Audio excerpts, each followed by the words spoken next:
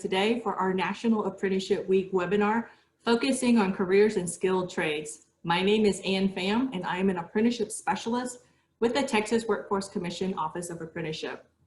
This week is special for a few reasons. Not only are we celebrating apprenticeship, but yesterday we commemorated Veterans Day, a day when we celebrated and recognize our military service members who served or are currently serving our country. And we are deeply grateful for all veterans and their families for their valor, courage, and duty to country. We want to thank our partners, Workforce Solutions of Capital Area and Rural Capital Area, for hosting today's event. Today you'll hear from TD Industries, Local 286 and Local 520 about what registered apprenticeships mean to them and how it can help provide a career path for you. So let's get the show on the road. Our first panelist is from Local 286. We have Joe Cooper, who is the training director for Plumbers and Pipefitters. He serves on the Plumbing and Mechanical Board for the City of Austin, including several committees for American Society of Sanitary Engineers. Our next panelist is also from Local 286, is a second-year apprentice at the UA Local Plumbers and Pipefitters Union. Please help me welcome Jennifer Borka. Next is Marc Pendleton from Local 520, International Brotherhood of Electrical Workers. He's been in the electrical industry for 14 years now and currently a journeyman. Our last speaker is TD Industries, which represents the construction sector. She's worked in the Talent Acquisition Division for 4 years and helped pilot a very successful high school apprenticeship program for TD Industries in San Antonio. Please help me welcome TD Industries Recruiting Manager, Diana Hoang. We also have another apprentice, and her name is Abigail Leighton. Abigail is working today and couldn't join us. However, she provided us with a video, and Abigail is a first-year electrical apprentice with Local 520. What is really enchanting about Abigail is her story, and that how she discovered her love for being an electrician. She enjoys using her mind and her hands. We'll share a short clip of her video now, and then we'll let you watch the full video at your leisure. Hi there, my name is Abigail Leighton. I am a first-year electrician's apprentice, and I wanted to talk to you guys about my trade in particular. For a long time, for 11 years, I worked in the food service industry. I got my first job when I was 15 years old. For a long time, I really loved it.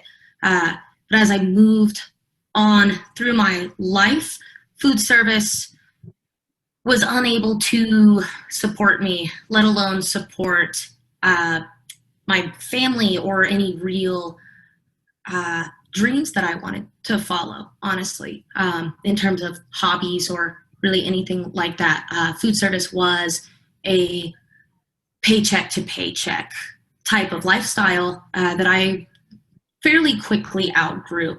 I didn't really know how to remove myself from that industry. It was the only thing I had ever really known. It was Anyone who's interested, please, I encourage you to go to YouTube and watch the rest of Abigail's video. And as you can see, she's full of energy. She's happy she found the right career path for herself. But what's interesting is later in the video, she shares some great tips and advice on how to start your career in the skilled trades. And at this time, I'd like to introduce each of the panelists and ask them to share a little bit about themselves, the company or organization that they're working for, perhaps even share their educational background and what their job experience was that led them to where they are now. So ladies first, we'll go ahead and start with Diana. Diana, the floor is yours.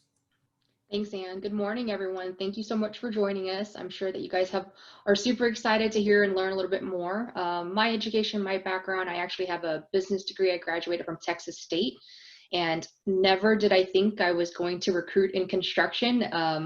Like a lot of my friends, I had misconceptions about it. And so, I've been with the company about 4 years. I started recruiting other types of trades and found that, like, man, this is amazing, right? The people that you work with, how much passion they have and how excited they are to hone their craft.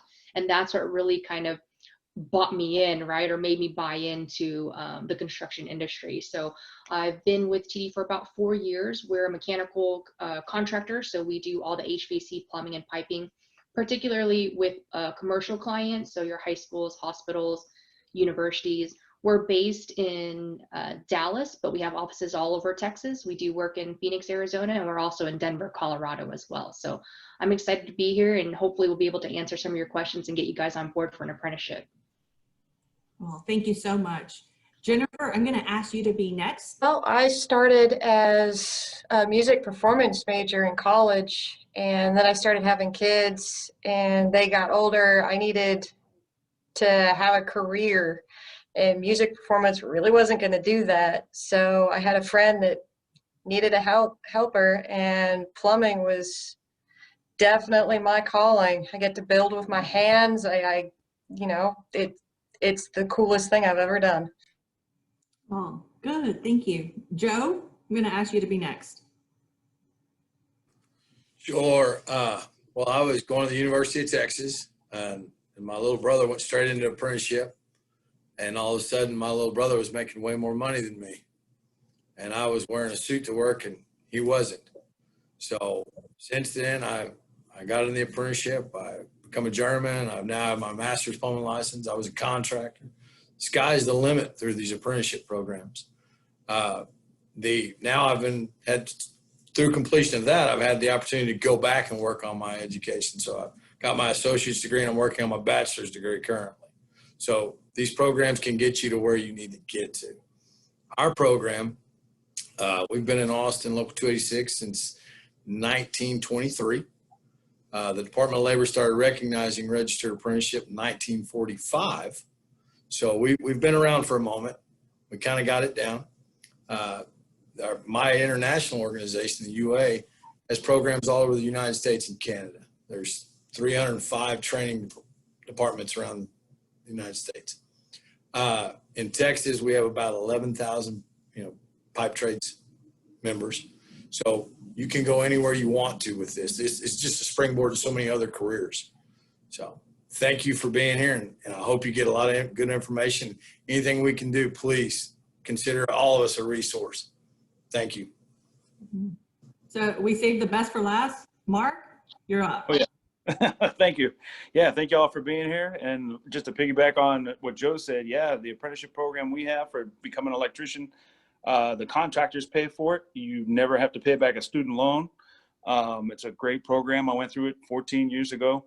My background is I came from Houston originally, building guitars and doing odd jobs, Best Buy and just weird jobs that the raises were like 17 cents, but these are real raises. These are almost $3 raises every year that you get. So we'll dive into that later.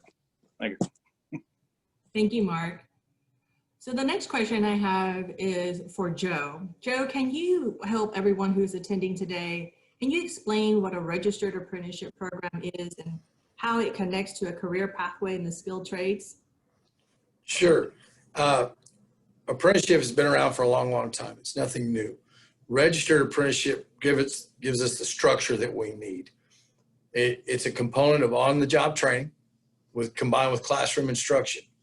In our particular case, our apprentices work about 10,000 hours over a 5-year period, and they're going to school 2 nights a week, 4 hours a night while they're doing this, and that accounts for about over 1,200 hours of classroom instruction. So we're giving them the theory behind what they're learning in the field. Please understand, most of the instruction is coming from the field.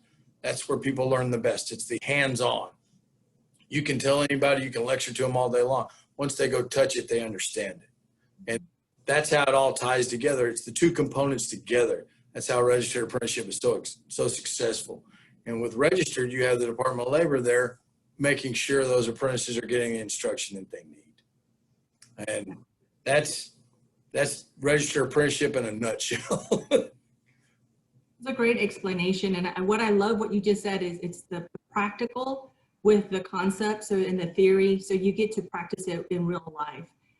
And Diana, I know that you're a HR with TD Industries, and how does your registered apprenticeship program works at TD Industries? Yeah, so it's very similar. We do it the same way. You've got the classroom setting, which is going to be your foundation, right? Kind of teach you the theory behind it, but most of the education you get is the same. You're going to be on the field, you're going to be working. I think the great thing that I always like to note about the registered apprenticeship is it's recognized by the Department of Labor, right? So it's not some small company that's just teaching you what they know. You're working with a journeyman who has honed their craft, right? His or her craft for so many hours. They've gone through the education, they've gone through the experience, they have the hours that will allow them to teach you the right way to do things. And so we do ours the same way, right? We have a registered apprenticeship where you go to your job site in the mornings and you're working under a journeyman, sometimes multiple journeymen, because you're learning kind of their different styles and what you like. And they're teaching you, they're mentoring you, and it's almost like a buddy program. So you have someone to lean on should you have questions. So you're building rapport with them and hopefully kind of taking you to that next level. And on the other end of the spectrum, you're then going in and doing classroom training, right? Which is going to give you more of that foundational knowledge so that you understand why you're doing the things that you're doing and not just operating day in, day out. The great thing about the registered apprenticeship as well is that you're getting a ton of knowledge, and if you are following a true program, you're learning different things and you're not just stuck doing the same thing day in and day out for 4 years and realizing, okay, I haven't learned anything else, right? So you're learning all the ins and outs of the trade that you choose to be in. Oh, that's a great explanation. Marc, you said that you were in, you've been in the industry, the electrical industry for 14 years. And based on your experience during that time frame, what would you say are the top 3 skills needed to be successful in an apprenticeship? An apprenticeship, it would probably be showing up is the number one. Showing up on time. 90% of life is just showing up. Have a good attitude, and just study hard and work with your brothers and sisters, and they'll help you along the way. That's what we kind of like to do. We have, 20 guys and girls in a classroom, and they help each other succeed and go through the whole 5 years and get your journeyman ticket. So, yeah. Joe, what would you say are the top 3 skill sets needed to be successful in an apprenticeship program? Well, first and foremost, I think it's the desire. You've got to enjoy what you're doing. For me, I mean, plumbing and pipe fitting, I love it. I still enjoy running pipe. If you don't enjoy what you do for a living, it's not going to work. It's not going to work for you. It's not going to work for the contractor. It's not going to work for the apprenticeship program. So make sure you enjoy that. The next thing that is the dedication. If it means something to you, take care of it. To Marc's point, the showing up is so critical. I mean, construction, you plan daily. Everything's changing rapidly. You can't count on people not showing up. That's the start. You have to be there. You have to care. Punctuality is everything, because we're planning the whole day. We're building a whole building around you. So the other thing I would say is probably patience. These are 4 and 5 year programs. It takes a long time. And we have a lot of young folks that come in and they learn new stuff, and it's all brand new and it's great. And they think they learned the greatest ticket in the world, the neatest trick. But that's just more to come. And nobody gets to start at the top. You have to start at the bottom. You have to learn why you're doing something. And before everybody wants to start soldering right away. Well, first you got to learn how to put up the hangers, stuff like that. Just patience would be the next thing. Oh, those are good tips. Diana, from an HR perspective, what would you say are the top 3 skills TDI is looking for in a potential employee? Yeah, so I think Marc and Joe nailed it. It's the same thing. I wrote down 3 things that we always talk about. Punctuality is huge. I mean, if you're not showing up to work on time, you're selling yourself short, right? You're not getting the hours that you need, the education that you need. You not only failed yourself, you failed your team, and you failed the client, right? So it's really not just about showing up, it's showing up to work on time as well. Passion, like Joe mentioned, if you don't care for what you do, find something else, right? Life's too short to be unhappy in your job. And for us, we don't want anyone there that's not going to be passionate and be very prideful of what they're going to do. We expect very high quality. The trade is not something that's easy. We're investing in you because we're paying for your education, and we expect you to do the same.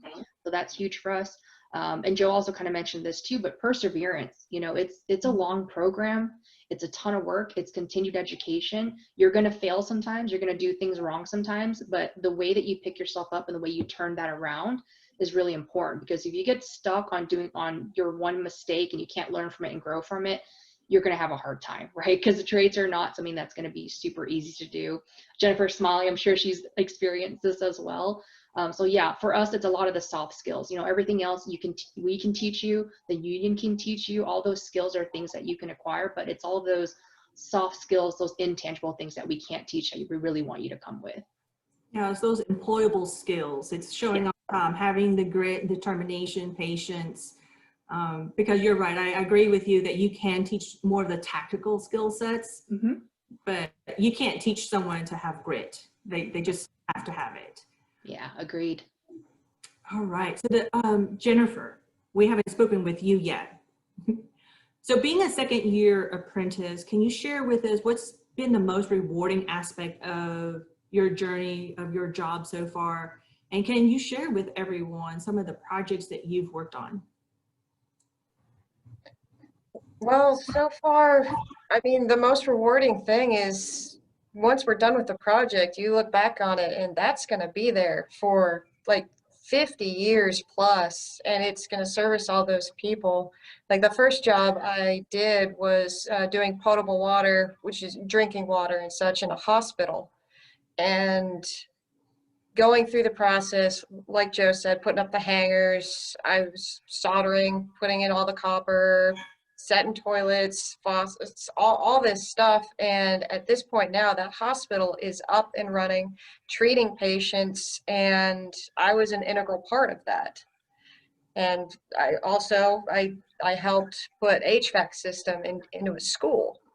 So all those kids are going to be able to be in a learning environment with air conditioning and heating. It'll be comfortable and they'll be able to learn better.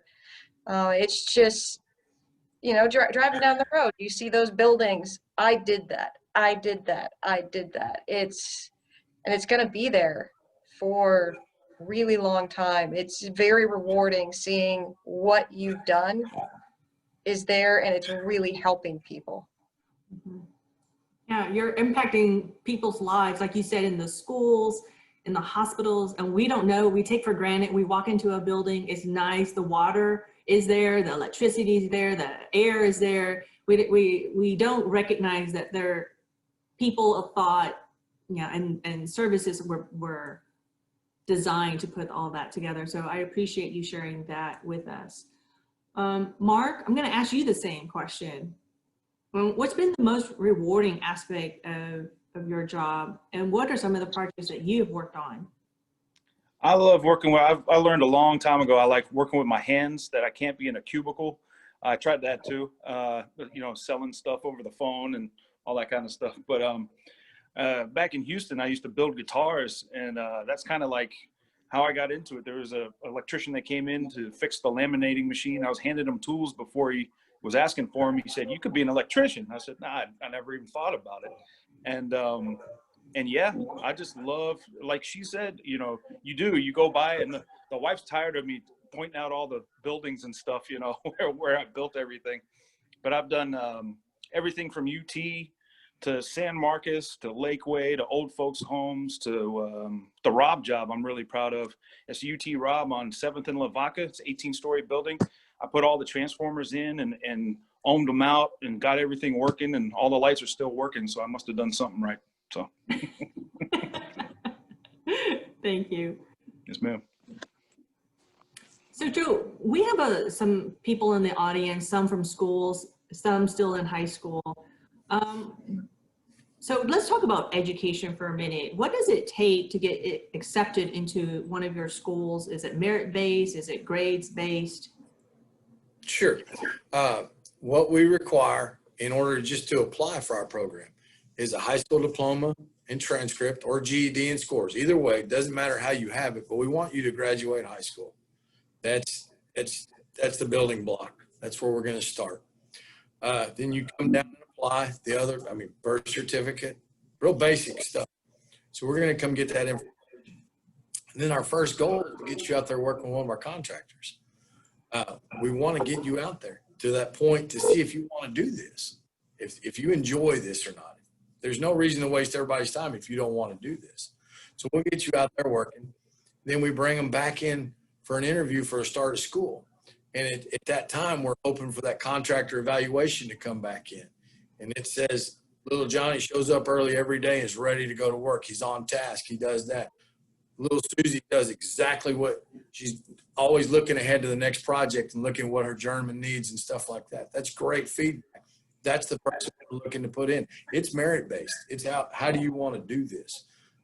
And not to brag on my apprentice too bad, but I'm going to go ahead and tell Jennifer came in with a great evaluation. And then the committee, our interview committee, is made up of an instructor from each year. And they literally, they stopped the interview and they came out and they got me and they go, you got to hear this. Walked back in and they said, what? And they said, tell Joe. And she looked around and she goes, we get to build stuff with fire. How cool is that?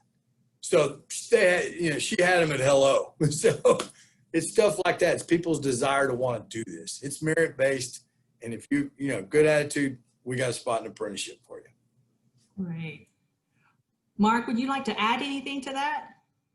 Ours is pretty much, it mirrors the same thing. And we try to get them out and get them, get their feet wet, so to speak. And if you like it and you can get through August on the roof, hooking up AC units. If you can do that, you got it, you'll have it. So yeah, yes, ma'am. Okay, great. Diana, so what's some of the advice or tips?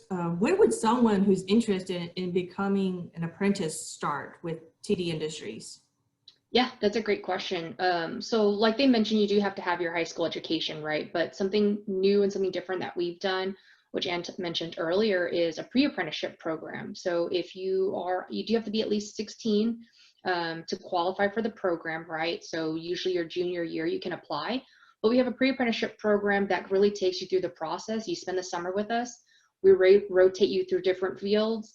You're out in the sun, you're using tools, you're working with the journeyman, and it really gives you an opportunity to decide, hey, you know what, like that may have been a really good thought, something fun watching on YouTube, but maybe that's not for me. Or it's complete opposite where you're like, man, that was the best summer I had in my life. I'm making money, right? Because we pay for you as well, but I'm making money, I'm doing great things, I'm building things, and it kind of lights that fire and that passion. So it's a great place to start. It's a great place to figure out, is this even the trade you wanted, right? Because there are so many different trades out there, and you may decide, I want to do electrical, right, instead of plumbing for whatever reason. So it's a great opportunity to get some exposure, to learn first and foremost. I know we work with a lot of schools kind of in the area now. We're trying to get more information out there in terms of what we're offering, but it's a good stepping stone to decide, hey, is this what I want to do long term? And if you do, typically for us, if you've done a pre-apprenticeship program with us and you're successful, you're passionate, you're punctual, and you persevere, then it's very likely we're going to be extending you an offer to come on board to be in our registered apprenticeship program. So good stepping stone, gives you exposure. And then for us, we guarantee that we're going to take you on as long as you're performing. So. Great. So Joe, I'm going to ask you the same question. If someone is out there listening and they're interested, what would be that first step? What's for them?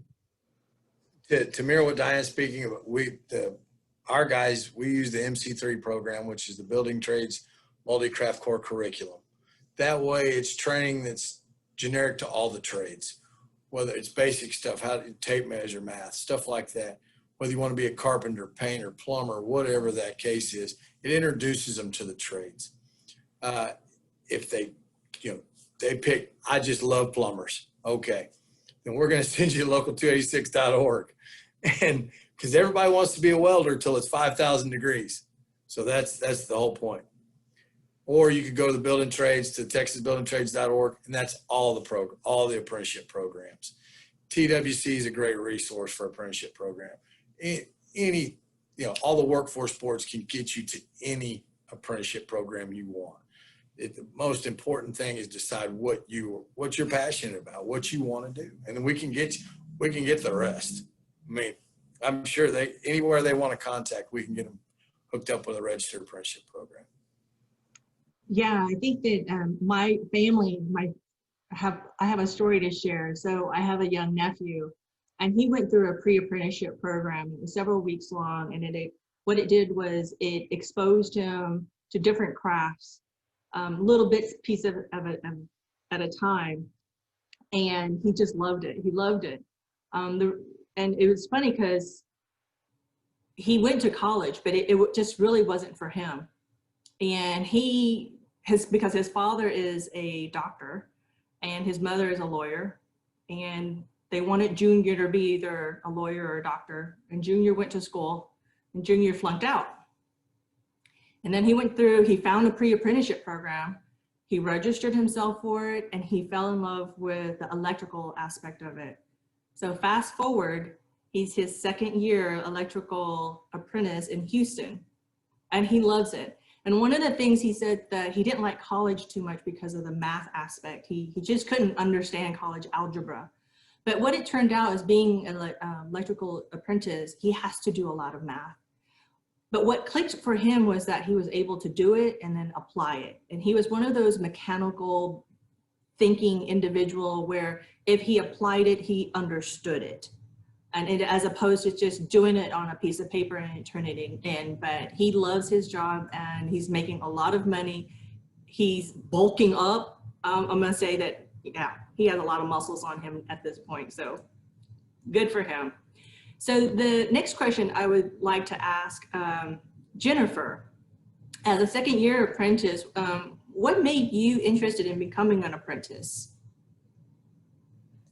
Well, I wanted to find a career, and I didn't want to pay for more college. I've already paid for enough college. And going into the apprenticeship program, I get on-the-job training, which is perfect for me because I learn better that way. I get to learn on the job. They provide us with schooling. They pay for that. I don't have to pay for that. I get paid while I'm doing all of this. And yeah, I end up with not just a job, but a career, something that I can take on with me. And along with that is there's so many options once you get into the apprenticeship. You can be a plumber, a pipe fitter, you can do CAD, you can weld. There's so many options, and it's just a really great way to do it. No debt involved, so you don't cut yourself off at the knees before you even start. It's just a really great way to do it. Yeah. So speaking of the education and making money, so money is important. And I'm going to stay there with you, Jennifer. Can you share with us the wage scale for an apprentice? What does it look like when you're just first starting out? What are some of the growth opportunities are available? Well, for me as a second year, and on our UA Local 286 website, it does have the whole scale of what we're paid. It just lays it right out. As a second year, I get paid $18.60 an hour, and then in addition to that, we get health insurance covered. We are paying into a pension. We have an annuity fund, and all that's on top of my hourly pay, which is not normal. It's super awesome. And then also, you can get paid above scale if you work hard, show up, and really take your schooling seriously and then perform out in the field. You can get paid above scale. So there are advantages to putting in your work and really trying to dig in and do good things. Joe, would you like to add anything to that? Sure. Just to piggyback off what Jennifer was saying, we set minimums, so they can always pay more. The apprenticeship wages are tiered based on German scale.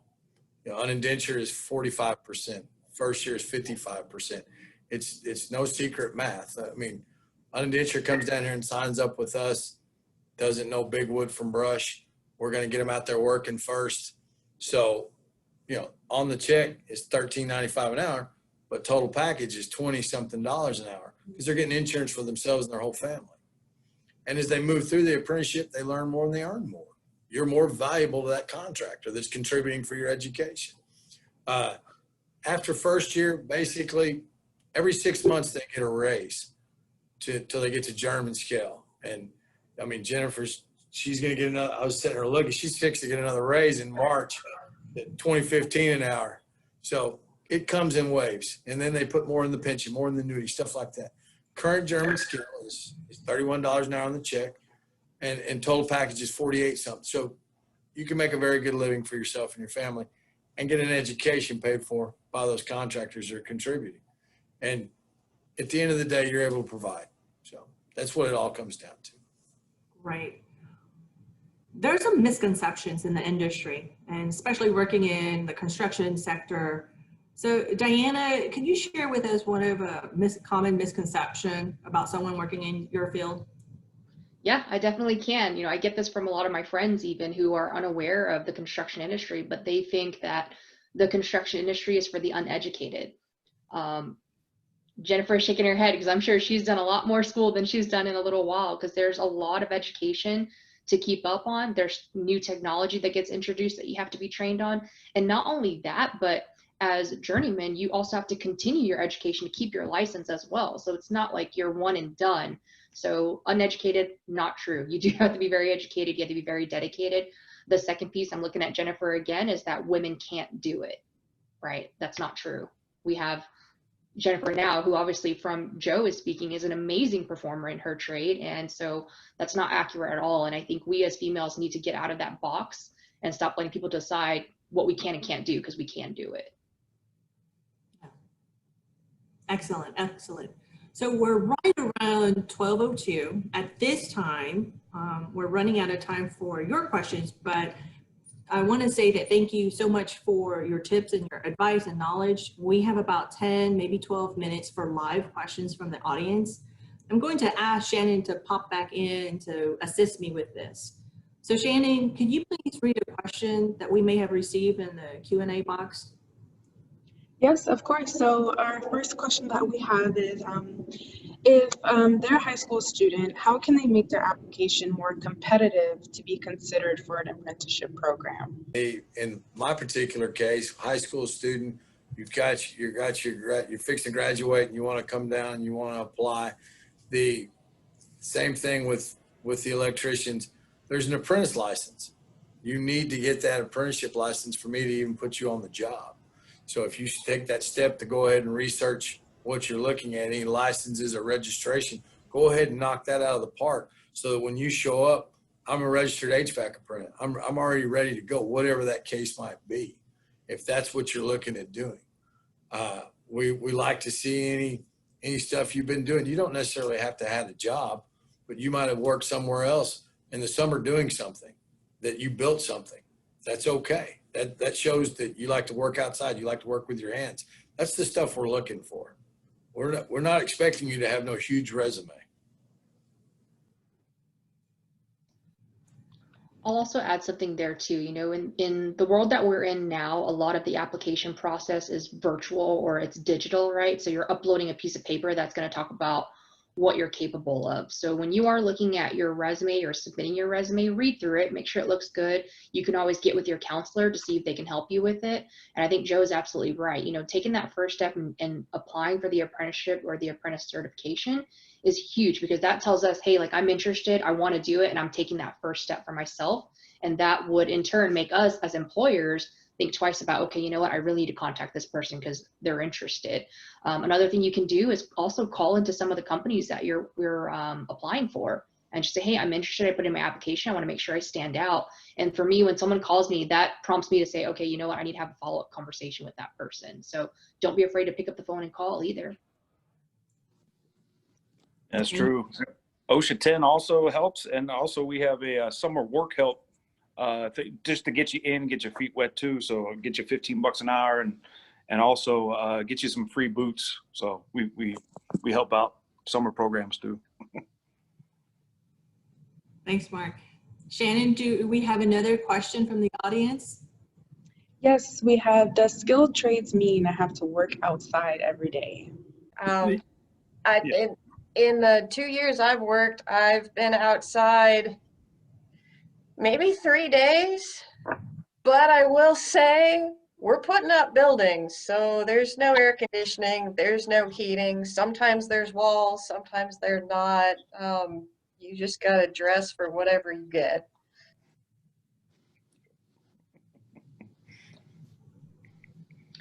I also wanted to note, yes, you are working outside. It may not be every day, but keep in mind, a lot of construction sites will start earlier in the summer too, so it's not as hot, right? So you're getting in maybe 6 a.m. versus a 7 a.m. or even a 5 a.m. So it's a little bit cooler outside. It's not going to be as sunny. You have plenty of access to water, right? So we are being very careful and safe when it comes to sun exposure or dehydration. So.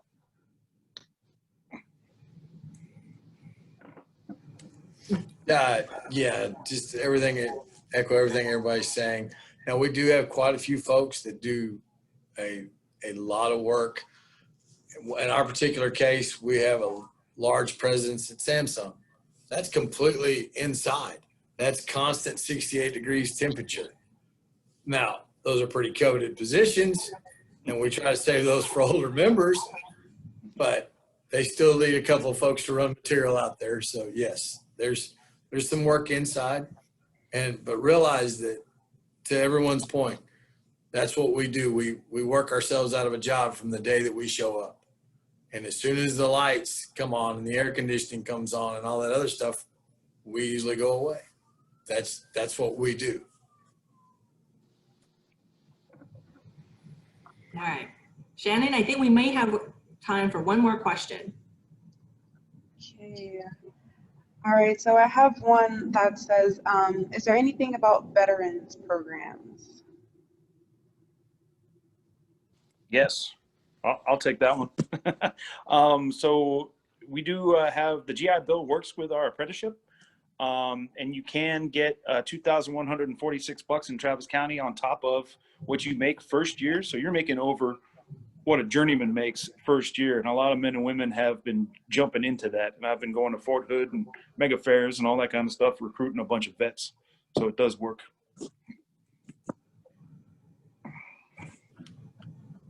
Just to echo Mark, yes, you're allowed the housing allowance. You can draw that down just like you were going to college, and that goes to the vet. That doesn't come to our program. Our program is paid for by your contractors. If you know any folks that are active military, our international has a program called Veterans in Piping, VIP. We have the welding schools and the HVAC schools and all the bases around the country. And the last 18 weeks of active duty, that veteran goes into those programs, gets those skills, and then they transition out to a local, wherever their support staff is at, meaning their family and stuff like that. And then they transition to that local union there. And we put them in as a second-year apprentice. So they're not getting hit with that. They were a sergeant in the Army. They're not coming out and starting all the way over again. So it does something nice for our military folks. And then I also want to do a plug for our partners at Workforce Solutions of Capital Area and Rural Capital Area, that if you are a veteran, you do receive priority service. So I would encourage you to contact anyone there and just identify yourself as a veteran so that you get that service. Well, I think that's all the time that we have for today. And I just really wanted to say thank you to everyone who's attending this webinar we focused on careers and skilled trades. And a very special thank you to all of our panelists, to Marc, Joe, Diana, Jennifer, and Abby for sharing a video about her career path. I also want to encourage everyone to go ahead and follow the Workforce Solutions on Instagram at WFS Capital Area to stay up to date with all the hottest jobs and career training in Central Texas. And that concludes our National Apprenticeship Week Town Hall. And so thank you for attending and have a great day.